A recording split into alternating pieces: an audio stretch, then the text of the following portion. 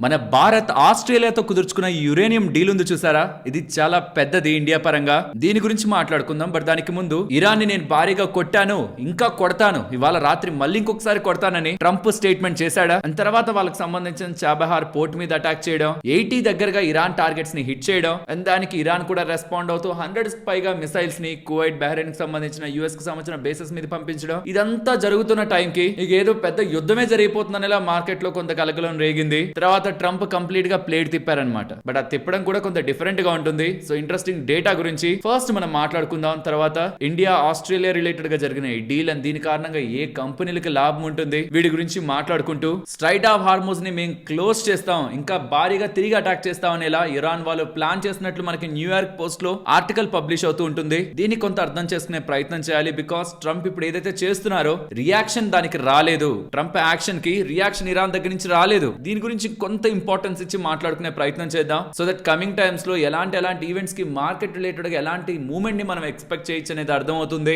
Not only market, మీరు చూస్తుంటారు కదా, గోల్డ్ అండ్ సిల్వర్ కూడా ఈక్విటీ మార్కెట్ తో పాటు అది కూడా ఇవాళ కొంత రికవర్ అయింది. సో బంగారం, వెండి రిలేటెడ్ గా కూడా ప్రెసెంట్ ఇంటర్నేషనల్ గా జరుగుతున్న ఈవెంట్ క్రూడ్ ఆయిల్ ఇంపాక్ట్ చేస్తూ గోల్డ్ అండ్ సిల్వర్ ని కూడా ఇంపాక్ట్ చేస్తుంది. కాబట్టి ఈ డేటాని మాట్లాడుకుందాం. ఈ particular straight of Hormuz point దగ్గర అండ్ ఐటీ రిలేటెడ్ గా టీసీఎస్ నెంబర్స్ వచ్చాయి. అండ్ ఆ నెంబర్స్ లో పర్టికులర్ గా ఈ డేటాని హైలైట్ చేసి మనం మాట్లాడుకోవాలి. 15 క్వార్టర్స్ లో హైయెస్ట్ నెంబర్ ఇది. ఓవరాల్ నెంబర్స్ ని డిస్కస్ చేసుకుంటూ ఇంటర్నేషనల్ మానిటరీ ఫండ్ వాళ్ళు ఇండియా రిలేటెడ్ గా ఒక నెగటివ్ అప్డేట్ చేస్తున్నారు. జీడీపీ రిలేటెడ్ గా వార్ పరంగా ఇంపాక్ట్ ఉంటుంది, లోయర్ సైడ్ తీసుకువెళ్తున్నారు జీడీపీ ఫోర్కాస్ట్ ని, ఈ డేటాని. అండ్ దీంతో పాటు గ్లోబల్ గా ఎన్విడియా కి అడ్వాంటేజ్ చైనా ఇస్తున్నట్లు కనిపిస్తుంది. సెమీ కండక్టర్ రిలేటెడ్ గా నిన్న ఒకటి చెప్పాల్సింది అప్డేట్, దాన్ని ఇవాల్టి దాంతో కూడా కంబైన్ చేస్తూ గ్లోబల్ గా ఉన్న డేటాని మాట్లాడుకుందాం. దాంతో ఇండియా రిలేటెడ్ గా ఉన్న macro economic data points and FIs related గా డేటా. నిన్న అంత మార్కెట్ పడ్డా వాళ్ళు బై సైడ్ ఉన్నారు. ఇవాళ డేటా ఇంట్రెస్టింగ్ గా ఉంటుంది. దీన్ని యాడ్ చేసుకుంటూ గోల్డ్ అండ్ సిల్వర్ రిలేటెడ్ గా ఉంటున్న బేసిక్ డేటాని మాట్లాడుకుని వాళ్ళ మన మార్కెట్ అనాలిసిస్ ని ఎండ్ చేద్దాం. Hello friends, welcome to day trader Telugu.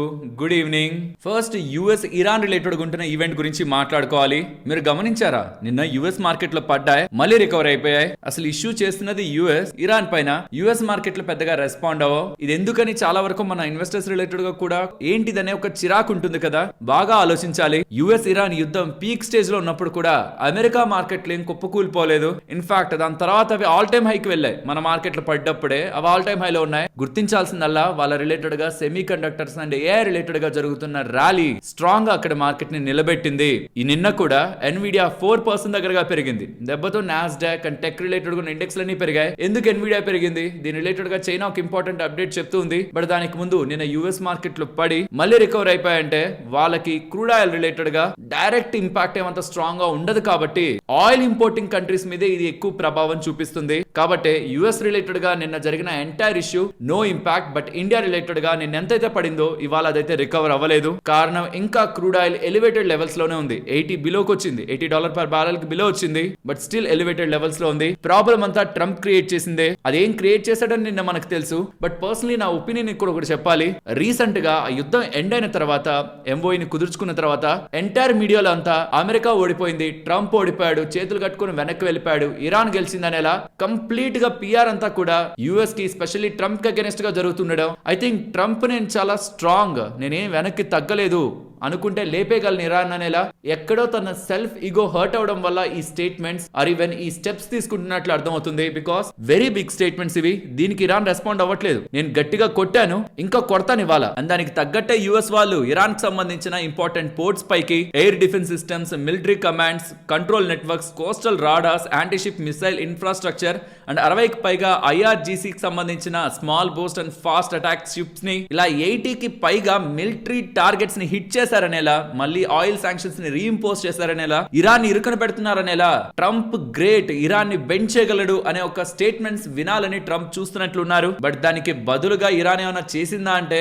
Statements పరంగా ఏం పెద్ద ఉండదు. అంటే యుఎస్ వాళ్ళు చెప్పారు కదా, సీజ్ ఫైర్ ఓవర్, మేము ఉండవు, మాకు డీల్ ఏం అవసరం లేదు, యుద్ధం చేస్తాం. ఎవరైతే డిస్కషన్ కోసం ఉన్న అఫీషియల్స్ ఉన్నారో వాళ్ళు టైం వేస్ట్ చేసుకుంటున్నారు. ఈ 11th మీటింగ్ ఉంది పాకిస్తాన్ లో, యుఎస్ కి ఇరాన్ కి. వాళ్ళు టైం వేస్ట్ చేసుకుంటున్నారు. మీడియేటర్స్ కూడా వెళ్ళి చేసేదేం లేదా, ఇరాన్ వేస్ట్ అనేలా యుఎస్ అన్ని స్టేట్మెంట్స్ చేసిందా? ఇరాన్ కి సంబంధించిన ఫారెన్ మినిస్టర్ కానీ, పార్లమెంట్ స్పీకర్ కానీ, ఈవెన్ ప్రెసిడెంట్ కానీ ఒక్క సాలిడ్ స్టేట్మెంట్ కూడా ట్రంప్ కి అగైనెస్ట్ గా తనని డిగ్రేడ్ చేస్తూ, అమెరికాని డిగ్రేడ్ చేస్తూ మాట్లాడలేదు. వాళ్ళని వాళ్ళు సపోర్ట్ చేసుకున్నారు అంతే.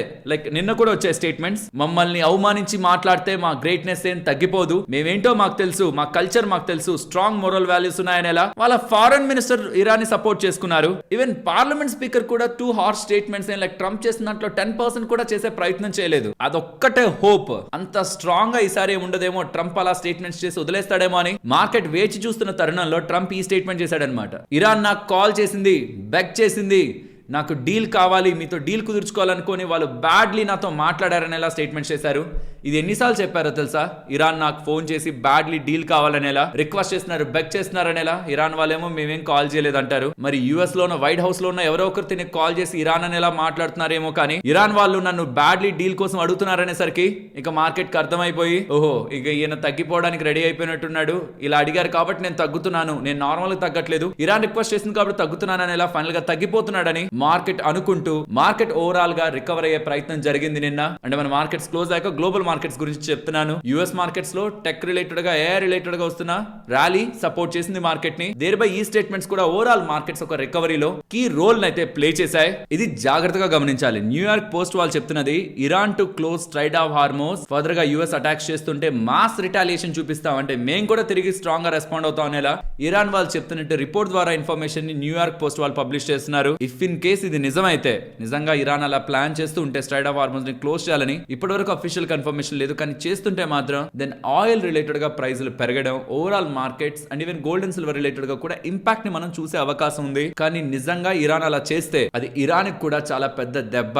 బికాస్ యుఎస్ వాళ్ళు వాళ్ళకి సంబంధించిన బ్లాకేడ్ ని పెడతారు. నిన్న ట్రంప్ కామెంట్స్ కూడా చేశారు, మళ్ళీ మేము మా నేవీకి సంబంధించిన బ్లాకేడ్ ని అక్కడ పెట్టేస్తామని. అలా చేశారంటే అంటే స్ట్రైట్ ఆఫ్ హార్మోస్ క్లోజ్ అయితే యుఎస్ ఏం చేస్తుందో కూడా ఇరాన్ కి అర్థమవుతుంది. కాబట్టి అన్లెస్ వాళ్ళని గుచ్చుకొని ఆ నొప్పిని భరిద్దామని ఫిక్స్ అయితే తప్పించి మళ్ళీ స్ట్రైట్ ఆఫ్ హార్మోస్ క్లోజ్ చేసి ఒక స్టేజ్ కి ఇరాన్ వెళ్ళడం పాసిబిలిటీలు అయితే లేదు. అన్లెస్ వాళ్ళని చాలా ఎడ్జ్ కి పుష్ చేసి ఇంకా అది తీసుకోకపోతే ఇరాన్ లో వాళ్ళ రాజకీయ నాయకుల పరువు పోతుందంటే తప్పించి అంత ఈజీగా వాళ్ళ స్టెప్స్ ని తీసుకోలేరు. ఇది కంప్లీట్ గా పాజిటివ్ నోట్ థింక్ చేసి చెప్తున్నది. బట్ ట్రంప్ కామెంట్స్ అయితే చాలా హార్ష్ గా ఉంటున్నాయి. ఏదైతే అదైంది స్ట్రైట్ ఆఫ్ హార్మోస్ క్లోజ్ చేసి పారేద్దాం అనేంత రీతిలో ఉంటున్నాయి. డైరెక్ట్ గా ఇరాన్ నాయకుల మీద కాదు, ప్రజల మీద మాట్లాడుతున్నప్పుడు ఆటోమేటిక్ గా నాయకుల మీద అక్కడ ప్రెషర్ పెరుగుతుంది. So on coming times straight of హార్మోస్ related గా షిప్స్ ఒక passes data and any comments on straight of హార్మోస్ very important గా నేను పర్సనల్ గా ట్రాక్ చేస్తున్నాను. ఎనీథింగ్ బిగ్ డీవియేషన్ ఉందనుకోండి, రీసెంట్ 1 వీక్ డేటాకి ఇప్పుడుంటున్న డేటాకి ఏదైనా బిగ్ డీవియేషన్ ఉంటే నేను తప్పకుండా మార్కెట్ అనాలిసిస్ లో యాడ్ చేస్తాను. షిప్స్ డేటా రీసెంట్ టైమ్స్ లో ఉంటున్నట్టే ఉంది, కొంచెం డివేట్ అయింది కానీ అది అలారమింగ్ గా లేదు. కాబట్టి as of now still strait of Hormuz యాక్టివిటీని కంప్లీట్లీ మనం రెడ్ అలర్ట్ లో అయితే పెట్టలేం. కొన్ని డేస్ లో ఒకవేళ ఇద్దరు కామ్ అయిపోయి కూల్ అయిపోయారు అనుకోండి, దాని ఆటోమేటిక్ గా మళ్ళీ మార్కెట్స్ రిలేటెడ్ గా రీసెంట్ గా క్రియేట్ అయిన ఇంపాక్ట్ ఏదైతే ఉందో, ఏదో జరిగిపోతుందని భయంతో క్రియేట్ అయిన ఇంపాక్ట్, క్రూడ్ ఆయిల్ పడిపోతుంది. విక్స్ ఏదైతే నేను 30% పెరిగిందో ఇవాళే చాలా పడిపోయింది, ఆల్మోస్ట్ ఒక 9% దగ్గరగా ఇంకా ఫర్దర్ గా పడే అవకాశం ఉంటుంది. Thereby markets and gold and silver పెరిగే ప్రయత్నం అయితే చేస్తాయి. బట్ జస్ట్ ఒక్క strait of Hormuz in between involve అవ్వకుండా ఉంటే. అండ్ గ్లోబల్ గా ఇంకో ఇంట్రెస్టింగ్ అప్డేట్ గురించి మాట్లాడుకోవాలి. ఇక్కడ స్క్రీన్ మీద కనిపిస్తుంది చూడండి, దీంతోనే ఎన్విడియా పెరిగింది. ఇదేంటో మాట్లాడుకునే ముందు నిన్నటి డేటాని మాట్లాడాలి మీతో. డీప్ సీక్ వాళ్ళు వాళ్ళ ఓన్ చిప్స్ ని తయారు చేసుకుంటామని ఎలా స్టేట్మెంట్ చేశారు. డీప్ సీక్ ఐడియా ఉంది కదా, చాట్ జీపీటీకి కాంపిటీటర్ గా వచ్చారు. వాళ్ళే వాళ్ళ ఓన్ చిప్స్ ని తయారు చేసుకుంటారనేసరికి మరి ఇప్పటివరకు ఆ చిప్స్ ని తయారు చేస్తున్న కంపెనీస్ ఏం అవ్వాలి. సో అన్ని కూడా పడ్డాయి అనమాట. సెమీ కండక్టర్ ఇండెక్స్ అంతా పడింది, ఫుల్ రెడ్ నిన్న. ఐ మీన్ గ్లోబల్ గా కూడా సౌత్ కొరియా రిలేటెడ్ గా ఓవరాల్ గా మీకు రెడ్ కనిపించుంటుంది. కానీ ఇప్పుడు చైనాకి సంబంధించి ఒక ఇంపార్టెంట్ అప్రూవల్ అయితే కనిపిస్తుంది. చైనాకి సంబంధించిన బిగ్ కంపెనీస్ ఉంటాయి కదా, లైక్ అలీబాబా కానీ, బైట్ డాన్, వీళ్ళకి ఎన్విడియాకి సంబంధించిన H200 చిప్స్ ని కొనుక్కోమని చైనా అప్రూవల్ ఇస్తున్నట్లు కనిపిస్తుంది. ఒక టైంలో గుర్తుంటే ఎన్విడియా వాళ్ళ చిప్స్ ని, ఇది అమెరికా కంపెనీ కదా, ఈ చైనాకి పంపించకూడదని యూఎస్ వాళ్ళు రిస్ట్రిక్షన్స్ పెట్టారు. ఆ రిస్ట్రిక్షన్స్ యూఎస్ వాళ్ళు లిఫ్ట్ చేశాక మీరు రిస్ట్రిక్షన్ పెట్టేదేంటి, మేమే పెడుతున్నాం, ఎవరు కొనకండి ఎన్విడియా చిప్స్ అని చైనా వాళ్ళు రిస్ట్రిక్షన్స్ పెట్టారు. దాంతో వీళ్ళ సేల్స్ కొంత ఇంపాక్ట్ అయ్యాయి. బట్ ఇప్పుడు చైనా వాళ్ళు రిస్ట్రిక్షన్స్ ని ఈజ్ చేస్తున్నారు. పెద్ద పెద్ద ఏ కంపెనీస్ ని కొనుక్కోమంటున్నారు చిప్స్ ని. బికాస్ ఆఫ్ ఏఐ గ్రోత్ కి కావాల్సిన చిప్స్ ఒక డిమాండ్ ఉండడం చైనా అలౌ చేస్తుందనేసరికి ఎన్విడియా స్టాక్ 4% దగ్గరగా పెరిగి అమెరికన్ మార్కెట్ కూడా కొంత పైకి తీసుకువెళ్ళింది. ఇప్పుడు very important deal, Australia India related గా క్రియేట్ అయిన యురేనియం ఎక్స్పోర్ట్ డీల్ గురించి మాట్లాడుకోవాలి. మోడీ గారి విజిట్ లో ఈ డీల్ కుదిరింది. ఫ్రెండ్స్, ఇక్కడ మీకు స్క్రీన్ మీద కనిపిస్తున్నది ఏదైతే ఉందో దాన్ని మీకు సింప్లిఫై చేసి చెప్తాను. ప్రెసెంట్ ఇండియా రిలేటెడ్ గా న్యూక్లియర్ పవర్ జనరేషన్ అనేది 8 గిగావాట్ దగ్గరగా ఉంది. బట్ దాన్ని కేంద్ర ప్రభుత్వం 100 గిగావాట్ కి తీసుకువెళ్దాం అనుకుంటుంది. 100 GW తీసుకువెళ్ళాలనుకుంటే, మరి న్యూక్లియర్ రిలేటెడ్ గా పవర్ జనరేట్ అవ్వాలంటే దానికి రా మెటీరియల్ ఏంటి, మెయిన్ రా మెటీరియల్ ఏంటి, మనకి ఇంపార్టెంట్ గా కావాల్సింది యురేనియం. వరల్డ్ లోనే డిస్కవర్ అవ్వబడిన యురేనియం రిజర్వ్స్ లో 1/3 ఉంటున్నది ఆస్ట్రేలియాలో.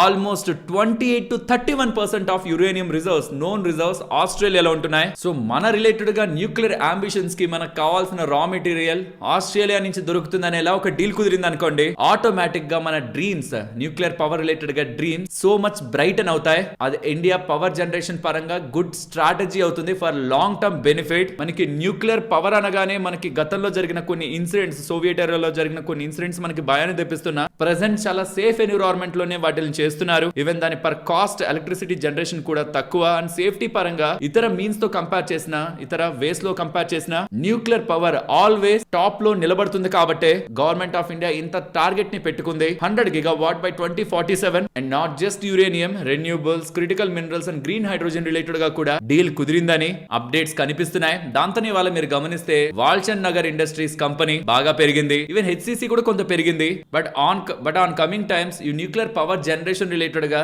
ఒక ఎంటైర్ ఎకో సిస్టమ్ ఒకవేళ డెవలప్ అయితే, యురేనియం వస్తుందంటే ఆటోమేటిక్ గా ఎకో సిస్టమ్ డెవలప్ అయితే దీంట్లో చాలా కంపెనీస్ ఇన్వాల్వ్ అవుతాయి. ముఖ్యంగా అదానీ, అంబానీ గారు లాంటి వాళ్ళు కూడా ఇన్వాల్వ్ అవుతారు. సో కాబట్టి long term uranium supply related గా ఇండియా కుదుర్చుకునే ఈ డీల్ అనేది మన ఎనర్జీ రిక్వైర్మెంట్స్ ని స్టేబుల్ గా ఉంచడానికి హెల్ప్ అవుతుంది. ఇండియా రిలేటెడ్ గా చాలా మంచి అప్డేట్. అండ్ ఇండియాలో యురేనియం లేదా అని ఎవరికైనా డౌట్ ఉంటే, ఇండియాలో కూడా యురేనియం ఉంది, 1-2% ఉంటుంది అంతే. ఏ ప్లేసెస్ లో ఉందనేది మీకు ఇక్కడ స్క్రీన్ మీద పెడుతున్నాను. అండ్ దీంట్లో ఏ కంపెనీ లాభపడతా అన్నప్పుడు ఇవాళ పెరిగిన వాటి గురించి నేను మాట్లాడాను. బట్ ఓవరాల్ గా ఈ న్యూక్లియర్ రిలేటెడ్ గా మీరు చూడాలనుకుంటే L&T nuclear plant engineering, construction and heavy equipment related గాను వాళ్ళు యాక్టివిటీస్ చేస్తుంటారు. BHEL power equipment, nuclear turbine and generator side వాళ్ళు ఉంటారు. MTAR టెక్నాలజీస్ ప్రెసిషన్ కాంపోనెంట్స్ ని న్యూక్లియర్ స్పేస్ అండ్ డిఫెన్స్ లో వాళ్ళు సప్లై చేస్తూ ఉంటారు. Also Kirloskar brothers pumps possible nuclear power plant equipment supply ని కూడా వాళ్ళు అందిస్తూ ఉంటారు. ఈ కంపెనీస్ రిలేటెడ్ గా కూడా మనం స్టడీ చేయొచ్చు. బట్ ఇవాళ మీకు వాల్చంద్ నగర్ ఇండస్ట్రీస్ లో చాలా పెద్దగా పెరగడం అయితే కనిపించింది. బికాస్ అది చిన్న కంపెనీ కదా, రియాక్షన్ హెవీగా ఉందేమో. బట్ ఇందాక నేను చెప్పిన కంపెనీస్ కూడా న్యూక్లియర్ స్పేస్ లో కొంత ఇన్వాల్వ్ అయ్యాయి. బట్ ఇది కానీ ఒక బిగ్ ఆపర్చునిటీ అయితే అంబానీ, అదానీ గారు కూడా ఈ స్పేస్ లోకి ఇన్వాల్వ్ అవుతారు.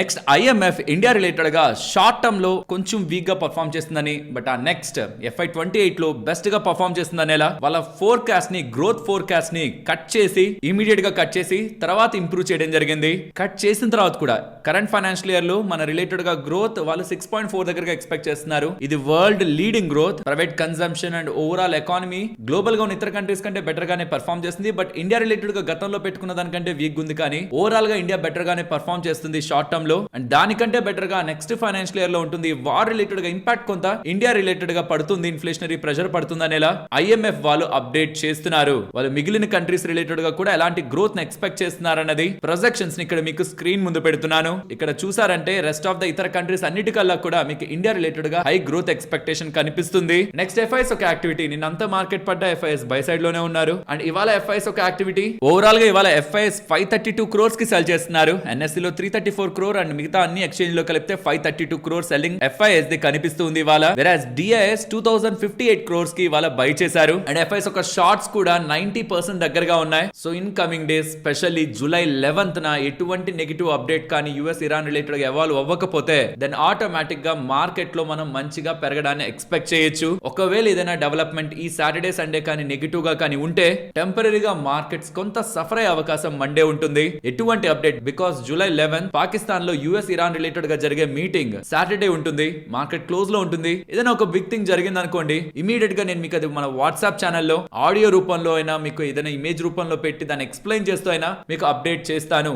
Official channel link description comment section లో ఉంటుంది. బట్ మోస్ట్ పాసిబుల్ అలాంటి వర్స్ థింగ్స్ ఏం జరగకుండా ఉంటే మండే మన మార్కెట్స్ బెటర్ గా ఉండే అవకాశం ఉంటుంది. నెక్స్ట్ బంగారం, వెండి కూడా ఎక్కడ ఏదైనా జరిగిపోతుందని కంగారు పడి కొంత పడిపోయాయి. ఏం జరగదు, నన్ను వాళ్ళు అడుక్కుంటున్నారు, డీల్ కుదుర్చుకోమని అడుక్కుంటున్నారు అంటే ట్రంప్ తగ్గిపోతున్నాడేమో అనుకోని మళ్ళీ కొంత రికవర్ అయ్యాయి. బట్ ఈ వీకెండ్ లో వస్తున్న అప్డేట్ ఉంది చూసారా, జూలై 11th ఉండబోతున్న మీటింగ్. ఆ మీటింగ్ అవుతున్న పాయింట్ లో జనరల్ గా మీటింగ్ అయ్యే ముందు కూడా ట్రంప్ ప్రెషర్ పెట్టాలని చూస్తాడు. ప్రెషర్ తో వాళ్ళు ఏమైనా లొంగిపోతారులే ఇరాన్ వాళ్ళని. సో 10th అలా మనకి ఏదైనా అప్డేట్స్ అంటే రేపు ట్రంప్ రిలేటెడ్ గా మనం ఇరాన్ పరంగా ఏదైనా ఎక్స్పెక్ట్ చేయొచ్చు. రేపు కాకపోతున్నా డీల్ రిలేటెడ్ గా డిస్కషన్ అయిన తర్వాత ఫేవరబుల్ గా ఏం లేదనుకోండి, నెగిటివ్ స్టేట్మెంట్స్ ఫేవరబుల్ గా ఉందనుకోండి, నేనే గెలిచాను, ఫైనల్లీ ఇరాన్ ని న్యూక్లియర్ వెపన్ నుంచి పక్కన పెట్టించ తగ్గించగలిగాను అనేలా పాజిటివ్ స్టేట్మెంట్స్. దేనికైనా సరే మార్కెట్ మండే మంచిగా రియాక్ట్ అయ్యే అవకాశం ఉంది కాబట్టి Friday over night positions carry చేస్తున్న వాళ్ళు జాగ్రత్త. బంగారం, వెండి, ఈవెన్ మార్కెట్ పరంగా కూడా surprise gap ups and gap downs ఉండే అవకాశం ఉంటుంది. కాషియస్ గా ఉండాలి Friday over night positions carry చేస్తున్న వాళ్ళు. ఫ్రెండ్స్, ఇలా మార్కెట్ రిలేటెడ్ గా ఉంటున్న టోటల్ ఇన్ఫర్మేషన్ ని సింప్లిఫై చేస్తూ వీడియో మీ ముందుకు తీసుకురావడానికి మేము ఎఫర్ట్స్ పెట్టామనే మీరు అనుకుంటూ ఉంటే మన వీడియోని తప్పకుండా లైక్ చేస్తూ పెడుతున్న ఎఫర్ట్స్ ని ఎంకరేజ్ చేయండి. నెక్స్ట్, ఈ రీసెంట్ టైమ్స్ లో ఇండియా రిలేటెడ్ గా ప్రొడ్యూస్ అవుతున్న డిఫెన్స్ ఎక్విప్మెంట్ ని ఏ కంపెనీస్ ఇంట్రెస్టెడ్ గా కొంటున్నాయన్న డేటా ఇక్కడ మీకు స్క్రీన్ మీద పెడుతున్నాను. Indonesia, Philippines, Vietnam, Armenia, UAE, Egypt చాలా వరకు కొన్నారు. కొంతమంది ప్రొక్యూర్మెంట్ స్టేజ్ లో ఉన్నారు, కొంతమంది ఇంట్రెస్టెడ్ అండ్ కొంతమంది డిస్కషన్స్ లో ఉన్నారు.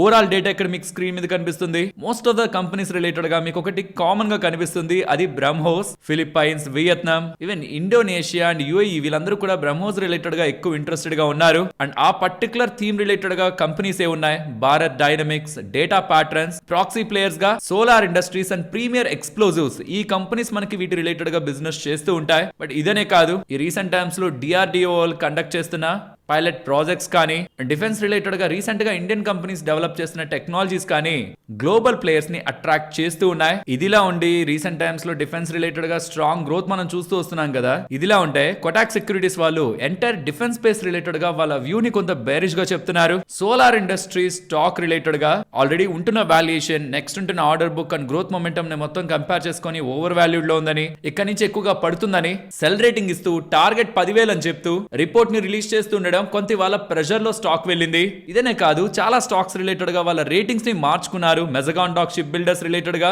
ఈ పర్టికులర్ కంపెనీ పరంగా కూడా వాళ్ళ వ్యూ ని నెగిటివ్ సైడ్ చెప్తున్నారు. ఒకటే, స్ట్రక్చరల్ గా అప్ సైడే ఉంది defence sector, but valuations expensive ఉన్నాయని. Majority of global defence players కంటే 50% ఎక్కువలో Indian defence stocks global companies తో కంపేర్ చేస్తే ట్రేడ్ అవుతున్నాయని. కాబట్టే Solar Industries and Mazagon dock ship builders related గా వీళ్ళు నెగిటివ్ గా ఉంటున్నట్టు, విరాజ్ హిందుస్థాన్ ఏరోనాటిక్స్ రిలేటెడ్ గా మంచిగా చూస్తున్నట్టు, దాన్ని మాత్రం పెరుగుతుంది అనుకుంటున్నారని, మిగిలిన ఈ రెండు సోలార్ అండ్ మెజగాన్ పడుతుంది అనుకుంటున్నారనేలా వాళ్ళ రిపోర్ట్ ని రిలీజ్ చేశారు. అండ్ దాని రిలేటెడ్ గా సమరీని సిఎన్బిసి యాంకర్ పోస్ట్ చేసిన డేటా ఇక్కడ స్క్రీన్ ముందు పెడుతున్నాను. Next, SBI funds IPO market లోకి అయితే రాబోతుంది. ఇది ఒక ఫస్ట్ $1 బిలియన్ ఐపీఓ 2026 పరంగా. డీటెయిల్స్ ఇక్కడ జాగ్రత్తగా గమనిద్దాం. ఈ ఐపీఓ ఏ ప్రైస్ లో రాబోతుంది మార్కెట్ లోకి, 545 to 574. అన్లిస్టెడ్ మార్కెట్ లో ప్రెసెంట్ ఇది ట్రేడ్ అవుతున్నది 850 దగ్గరగా అనమాట. సో చూస్తే అన్లిస్టెడ్ మార్కెట్ లో ప్రెసెంట్ ట్రేడ్ అవుతుంది దానికంటే 30% డిస్కౌంట్ అనేది మార్కెట్ లోకి వస్తుంది. ఇక్కడ మెయిన్ ఇంపార్టెంట్ ఐపీఓ సైజ్ చిన్నదైతే కాదు, కొంచెం పెద్దదే. $1 బిలియన్ అన్నాను కదా, 11,690 కోట్లు.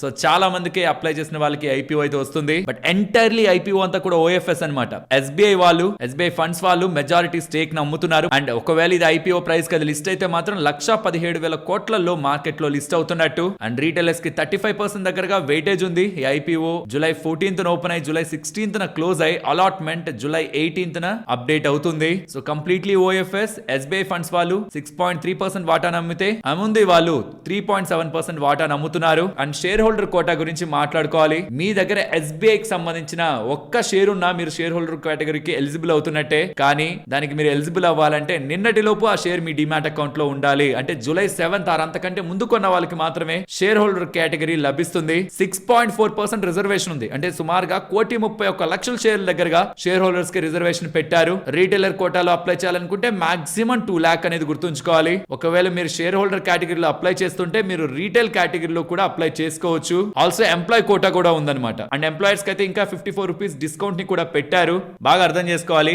ఎస్బీఐ రిలేటెడ్ గా mutual fund business present market లోకి వస్తుంది. ఆల్సో ఎన్ఎస్సి రిలేటెడ్ గాను వాళ్ళకి వాటా ఉంది. గతంలో life insurance and SBI cards IPO గా మార్కెట్ లోకి వచ్చేసాయి. నెక్స్ట్ జనరల్ ఇన్సూరెన్స్ పెండింగ్ లో ఉంది, పేమెంట్ సర్వీసెస్ పెండింగ్ లో ఉంది, ఎస్బీఐ క్యాపిటల్ పెండింగ్ లో ఉంది. ఈవెన్ ఎస్ బ్యాంక్ రిలేటెడ్ గా ఉంటున్న వాటా కూడా వాల్యూ అన్లాకింగ్ లో ఎస్బీఐ పరంగా ఇంకా షేర్ ప్రైస్ లో ఇంక్లూడ్ అయ్యే ఉంటుంది. సో ఓవరాల్ ఎస్బీఐ లో వీటన్నిటి కాంట్రిబ్యూషన్ కూడా ఉంటుంది అనేది షేర్ హోల్డర్స్ గుర్తుంచుకోవాలి. Not just a bank. ఇప్పుడు షేర్ చేసిన ఇన్ఫర్మేషన్ మీకు వాల్యుబుల్ గా అనిపించిందా? అనిపిస్తే మన వీడియోని తప్పకుండా లైక్ చేయండి. అండ్ బిఎస్ఎన్ఎల్ వాళ్ళు ఈ శాటిలైట్ ఫోన్ అయితే లాంచ్ చేశారు. ₹134,000 అనమాట. సో దీనికి నెట్వర్క్ ఏం అవసరం లేదు, డైరెక్ట్ గా శాటిలైట్ నుంచి మాట్లాడుకోవచ్చు.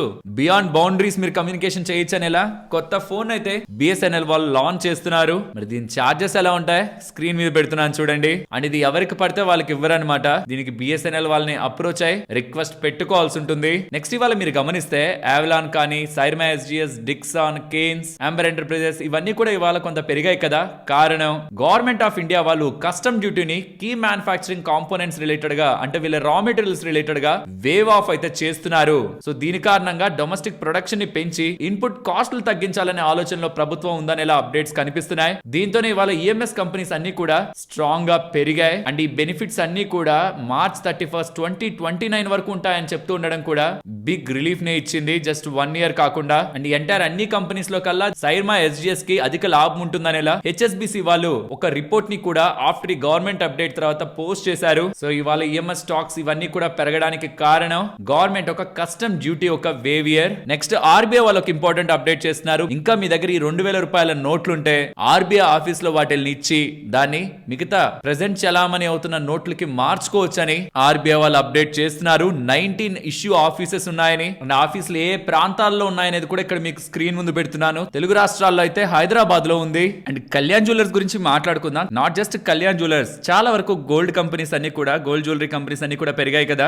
కారణం గోల్డ్ జ్యువెలరీ రిలేటెడ్ గా రీసెంట్ టైమ్స్ లో ప్రజలు ధర తగ్గింది కదా అని కొంటున్నారంట, స్ట్రాంగ్ గా కొంటున్నారంట. ఇది మనీ కంట్రోల్ వాళ్ళు డేటాలో పబ్లిష్ చేస్తున్నారు. నిజంగా అంత స్ట్రాంగ్ గా కొంటున్నారా? పెద్దగా ఏం ధర తగ్గిపోలేదు. రీసెంట్ టైమ్స్ లో పెరిగింది, కొంత కూల్ ఆఫ్ అయింది. బట్ దానికి జ్యువెలరీ సేల్స్ కొంత ఊపందుకున్నాయని, దీని కారణంగా చాలా జ్యువెలరీ కంపెనీస్ కి లాభం ఉంటుందని మనీ కంట్రోల్ వాళ్ళ డేటాని పబ్లిష్ చేస్తూ ఉండడం చాలా జ్యువెలరీ స్టాక్స్ లో బజ్ అయితే కనిపించింది. నెక్స్ట్ కళ్యాణ్ జ్యువెలర్స్ గురించి మాట్లాడుకోవాలి. రీసెంట్ గా వీళ్ళ నెంబర్స్ ని పోస్ట్ చేశారు. కంపేర్డ్ విత్ టైటాన్ అండ్ ఇతర జ్యువెలర్స్ స్ట్రాంగ్ పర్ఫార్మెన్స్ అయితే కాదు. బట్ ఎప్పుడైతే స్ట్రాంగ్ పర్ఫార్మెన్స్ కాక స్టాక్ కొంచెం పడిందో, గతంలో కూడా చాలా హైస్ నుంచి పడింది కదా, వాల్యుయేషన్స్ పరంగా చాలా కంఫర్ట్ జోన్ లో ఉందని, ఇప్పుడు కాకపోయినా కమింగ్ టైమ్స్ లో గ్రోత్ చాలా స్ట్రాంగ్ గా వీళ్ళు ఎక్స్పెక్ట్ చేస్తున్నట్టు ఒకరు కాదు, ఐసిఐసిఐ సెక్యూరిటీస్ వాళ్ళు ఇక్కడ నుంచి భారీగా పెరుగుతుందని, ఈవెన్ సిటీ వాళ్ళు కూడా కళ్యాణ్ జ్యువెలర్స్ రిలేటెడ్ గా 750 దగ్గరగా వెళ్తుందని ఎక్స్పెక్టేషన్స్ తో ఉంటున్నట్టు రిపోర్ట్ ని రిలీజ్ చేస్తూ ఉండడం స్టాక్ రిలేటెడ్ గా బజ్ ని క్రియేట్ చేస్తూ ఉంది. నెక్స్ట్ 38 రూపాయల్లో మార్కెట్ లో ఉండే Vedanta oil and gas company related గా ఒక అప్డేట్ కనిపిస్తూ ఉంది. వీళ్ళకి ఢిల్లీ గవర్నమెంట్ కి ఉంటున్న ఇష్యూ ఢిల్లీ హైకోర్టు అయితే సెటిల్ చేసింది. అండ్ ఆ సెటిల్మెంట్ లో వీళ్ళకి 950 crore రాబోతుంది ఢిల్లీ గవర్నమెంట్ దగ్గర నుంచి. సో 950 crore రాబోతుంది. అది కూడా ఆర్బిట్రల్ అవార్డ్, డైరెక్ట్ గా వీళ్ళ ప్రాఫిట్స్ లోకి అది యాడ్ అవుతుంది కాబట్టి క్యాష్ బ్యాలెన్స్ ని పెంచుతుంది కాబట్టి ఆఫ్టర్ ఈ అప్డేట్ స్టాక్ లో మనకి ఇవాళ బజ్ అయితే కనిపించింది. నెక్స్ట్ అపోలో మైక్రో సిస్టమ్స్ వాళ్ళు ప్రీమియర్ ఎక్స్ప్లోజివ్స్ ని కొనబోతున్నారనేలా నెక్స్ట్ 2 to 3 డేస్ లో అప్డేట్స్ వస్తుందనేలా మన గతంలో అప్డేట్ ఉందా? అపోలో మైక్రో సిస్టమ్స్ వాళ్ళు ప్రీమియర్ ఎక్స్ప్లోజివ్స్ ని 2300 to 2500 crore పెట్టి కొనబోతున్నారని అప్డేట్ అయితే కనిపిస్తూ ఉంది. అపోలో మైక్రో సిస్టమ్స్ వాళ్ళు వెరైటీ డిఫెన్స్ రిలేటెడ్ ఎక్విప్మెంట్స్ ని తయారు చేస్తూ ఉంటారు. వెరాస్ ప్రీమియర్ ఎక్స్ప్లోజివ్స్ వాళ్ళు ఎక్స్ప్లోజివ్స్ ని డిఫెన్స్ అండ్ ఇండస్ట్రియల్ అప్లికేషన్స్ కోసం తయారు చేస్తూ ఉంటారు. Such as TNT, trinitrotoluene and propellants ని ఫైర్ మిసైల్స్ రిలేటెడ్ గా వీళ్ళు తయారు చేస్తూ ఉంటారు. ప్రీమియర్ ఎక్స్ప్లోజివ్స్ రిలేటెడ్ గా ప్రమోటర్స్ దగ్గరే అరౌండ్ 40% దగ్గరగా వాటా ఉంది. సో ఎంటైర్ డీల్ అయితే ఇవాళ కంక్లూడ్ అవ్వబోతున్నట్టు అప్డేట్స్ అయితే కనిపిస్తూ ఉన్నాయి. స్టిల్ ఇది ఇంకా అఫీషియల్ అప్డేట్ కాదు. ఎకనామిక్స్ టైమ్స్ వాళ్ళు ఇవాళ బోర్డ్ మీటింగ్ ఉంది కదా 9th July, దాంట్లో వాళ్ళకి సంబంధించిన సోర్సెస్ ద్వారా వస్తున్న ఇన్ఫర్మేషన్ అంటూ పబ్లిష్ చేస్తున్నది. లెట్స్ సీ అఫీషియల్ గా అపోలో మైక్రో సిస్టమ్స్ వాళ్ళు కానీ ప్రీమియర్ ఎక్స్ప్లోజివ్స్ వాళ్ళు కానీ ఎలాంటి అప్డేట్ ని పోస్ట్ చేస్తారని. నెక్స్ట్ రాజేష్ పవర్ వీళ్ళకి 653 crore విలువ చేసే ఆర్డర్ PGVCL వాళ్ళ దగ్గర నుంచి, పశ్చిమ్ గుజరాత్ విజ్ కంపెనీ వాళ్ళ దగ్గర నుంచి లభించిందని. ఇది 11 kV HT and LT line related గా, హై టెన్షన్ అండ్ లో టెన్షన్ వైర్స్ రిలేటెడ్ గా వీళ్ళకి లభించిన ఆర్డర్ అని నెక్స్ట్ 18 months లో ఇది కంప్లీట్ చేస్తారని అప్డేట్ చేస్తున్నారు. నెక్స్ట్ BPL గురించి మాట్లాడుకోవాలి. వీళ్ళకి అగైనెస్ట్ గా మోర్గన్ సెక్యూరిటీస్ వాళ్ళు 1323 crores సంబంధించిన ఇన్సాల్వెన్సీని లీగల్ గా ఫైల్ చేస్తున్నారనమాట. కానీ NCLT కొచ్చికి సంబంధించిన NCLT బెంచ్ దాన్ని కంప్లీట్ గా కొట్టిపడేసింది. సో ఆల్మోస్ట్ 1323 కోట్ల దగ్గరగా వీళ్ళ దగ్గర నుంచి తీసుకోవాలని ప్రయత్నించిన మోర్గన్ సెక్యూరిటీస్ వాళ్ళకి బ్యాడ్ న్యూస్. అండ్ BPL వాళ్ళకి ఇది ఒక మంచి వార్త కాబట్టి స్టాక్ ఇవాళ 10% దగ్గరగా పెరిగింది. బోరోసిల్ రెన్యూబుల్స్ ఇవాళ ఎక్కువగా పెరిగిందా? కారణం వీళ్ళొక స్ట్రాటజిక్ ఇన్వెస్ట్మెంట్ టాక్స్ లో ఉన్నారని సోర్సెస్ ద్వారా ఇన్ఫర్మేషన్ వస్తుంది. అఫీషియల్ గా వీళ్ళేం చెప్పలేదు. సోర్సెస్ ద్వారా ఇన్ఫర్మేషన్ వస్తూ ప్రమోటర్స్ వాళ్ళ వాటాని ఎగ్జిట్ అవుతూ, మొత్తం కానీ ఆర్ పార్షల్ గా కానీ ఎగ్జిట్ అవుతూ స్ట్రాటజిక్ ఇన్వెస్ట్మెంట్ పరంగా వీళ్ళు చూస్తున్నట్టు మార్కెట్ రిలేటెడ్ గా స్పెక్యులేషన్స్ బిల్డ్ అవుతూ ఉండడం కంపెనీ రిలేటెడ్ గా ఇవాళ బజ్ ని క్రియేట్ చేసింది. నెక్స్ట్ ఇవాళ ఫార్మా కంపెనీస్ రిలేటెడ్ గా కొంత వీక్నెస్ ఆర్ ప్రెషర్ అయితే కనిపించిందా? కారణం సెమాగ్లూటైడ్ ఇంజెక్షన్ బ్యాచెస్ ని డాక్టర్ రెడీస్ వాళ్ళు రీకాల్ చేస్తున్నారు. ఎవరెవరికైతే వీళ్ళు సెమాగ్లూటైడ్ ఇంజెక్షన్ ని అమ్మారో వాళ్ళ దగ్గర నుంచి వెనక్కి ఇంజెక్షన్స్ ని తెప్పిస్తూ ఉండడం. OOS out of specification findings active pharmaceutical ingredient related గా, API రిలేటెడ్ గా క్వాలిటీ రివ్యూలో వీళ్ళకి కనిపించాయని దానికోసమే వీళ్ళు వెనక్కి తప్పిస్తున్నట్టు patient related safety related recall కాదని, సేఫ్టీ కన్సర్న్స్ ఏం లేవని, ప్రొడక్షన్ కూడా టెంపరీగా పాస్ చేస్తున్నట్లు అప్డేట్స్ కనిపిస్తూ ఉండడం ఇవాళ స్టాక్ రిలేటెడ్ గా సెల్లింగ్ ప్రెషర్ అయితే క్రియేట్ అయింది. Not only doctor Reddy's, Torrent pharma వాళ్ళు కూడా వాళ్ళ సెమాగ్లూటైడ్ పెన్స్ ని రీకాల్ అయితే చేశారు. అండ్ సేల్స్ కూడా మేలో రికార్డ్ సేల్స్ జరిగిన తర్వాత రీసెంట్ గా వీళ్ళ సేల్స్ సెమాగ్లూటైడ్ రిలేటెడ్ గా సేల్స్ జూన్ లో డిక్లైన్ అవుతున్నట్లయితే కనిపిస్తూ ఉంది. నెక్స్ట్ బిఎల్ఎస్ ఇంటర్నేషనల్ వాళ్ళు జపాన్ రిలేటెడ్ గా ఎక్స్పాండ్ అవుతున్నట్టు న్యూ వీసా అవుట్ సోర్సింగ్ సబ్సిడరీని జపాన్ లో స్టార్ట్ చేసి వీళ్ళ ప్రెజెన్స్ ని జపాన్ లో కూడా ఎక్స్పాండ్ చేసుకుంటున్నట్లు వీళ్ళు అప్డేట్ చేస్తున్నారు. ఇందులో భాగంగా visa application processing, biometric authentication, e visa support and consular services ని వీళ్ళు అందిస్తారని ఇన్ఫార్మ్ చేశారు ఎక్స్చేంజెస్ కి. నెక్స్ట్ ఎటర్నల్ గురించి మాట్లాడుకోవాలి. ఆగస్ట్ రివ్యూలో ఎంఎస్సిఐ వాళ్ళు ఫుల్ వెయిటేజ్ ని ఎటర్నల్ రిలేటెడ్ గా తీసుకురాబోతున్నారని మోతీలాల్ అస్వాల్ వాళ్ళు ఒక రీసెర్చ్ రిపోర్ట్ ని రిలీజ్ చేశారు. నిజంగా ఫుల్ వెయిటేజ్ తీసుకొస్తే అరౌండ్ $520 మిలియన్ దగ్గరగా పాసివ్ ఇన్ఫ్లోస్ వచ్చే అవకాశం ఉంది. ఆగస్ట్ ఎంఎస్సిఐ రివ్యూలో ఎటర్నల్ లోకి ఆ ఎక్స్పెక్టేషన్స్ లోనే స్టాక్ లో కొంత బజ్ అయితే క్రియేట్ అయింది. నెక్స్ట్ టీసీఎస్ రిజల్ట్స్ గురించి మాట్లాడుకుందాం. రెవెన్యూ 2% పెరిగింది quarter and quarter, and year on year లో 14% పెరిగింది. బట్ రూపీ డిప్రిషియేట్ అవడం కారణంగా కాన్స్టెంట్ కరెన్సీ రెవెన్యూ టర్మ్స్ లో చూస్తే ఇయర్ ఆన్ ఇయర్ లో 3.2% అండ్ క్వార్టర్ ఆన్ క్వార్టర్ లో ఫ్లాట్ ఉంటుంది. Profit after tax rupee terms లో 9% పెరుగుతూ డీల్ విన్స్ సుమారుగా $9.5 బిలియన్ దగ్గరగా ఉన్నాయి. ఏఐ బిజినెస్ మంచిగానే స్కేల్ అవుతుందని, ఏఐ రెవెన్యూ కూడా ఆల్మోస్ట్ $2.6 బిలియన్ దగ్గరగా క్వార్టర్ ఆన్ క్వార్టర్ లో 14% దగ్గరగా పెరిగినట్లు అప్డేట్ చేస్తున్నారు. రిజల్ట్స్ అయితే సీరియస్లీ డిసప్పాయింట్ ఏం చేయట్లేదు. ఎక్స్పెక్టేషన్స్ వీక్ గా ఉంటదని దానికి తగ్గట్టే వస్తుంది. వేజ్ హైక్ కారణంగా 130 బేసిస్ పాయింట్స్ దగ్గరగా మార్జిన్ తగ్గినట్లు కనిపిస్తుంది. అండ్ డివిడెండ్ ₹12 పర్ షేర్ దగ్గరగా వీళ్ళు ప్రకటించారు. సో నెంబర్స్ లో ఎటువంటి bad surprise or even good surprise లేవు. చెప్పాను కదా స్టార్టింగ్ లో ఇది కొంత ఇంట్రెస్టింగ్ గా ఉంటుంది. Fastest increase in 15 quarters, last 15 quarters లో 9,300 ఎంప్లాయీస్ దగ్గరగా క్వార్టర్ 1 లో వీళ్ళు తీసుకున్నారు. ఈ ఫైనాన్షియల్ ఇయర్ స్టార్టింగ్ లో వీళ్ళు తీసుకున్నారు. సుమారుగా క్వార్టర్ 2 అండ్ క్వార్టర్ 3 లో 30,000 దగ్గరగా జాబ్స్ తీసేసిన టీసీఎస్ ఈసారి ఎంప్లాయీస్ ని స్ట్రాంగ్ గా తీసుకుంటూ ఉంది. నియర్లీ 4 ఇయర్స్, లాస్ట్ 4 ఇయర్స్ లో ఇది హైయెస్ట్ ఎంప్లాయ్మెంట్. సో యూజువల్ గా ఏదైనా బిజినెస్ బాగుంటుందంటేనే కదా ఎంప్లాయీస్ ని ఎక్కువ తీసుకుంటారు. మరి చూడాలి ఎటువంటి నెంబర్స్ కమింగ్ టైమ్స్ లో టీసీఎస్ వాళ్ళు ప్రకటిస్తారని. అండ్ ఆల్సో మేనేజ్మెంట్ ఒక ఇంటర్వ్యూ కూడా ఐటీ కంపెనీలు కీగా ఉంటుంది కాబట్టి దాన్ని కూడా అబ్జర్వ్ చేయాలి. సరే మరి నేను ఉండనా, మరొక ఇంట్రెస్టింగ్ వీడియోతో మళ్ళీ మీ ముందుకు వస్తాను. అంతవరకు టేక్ కేర్, జై హింద్.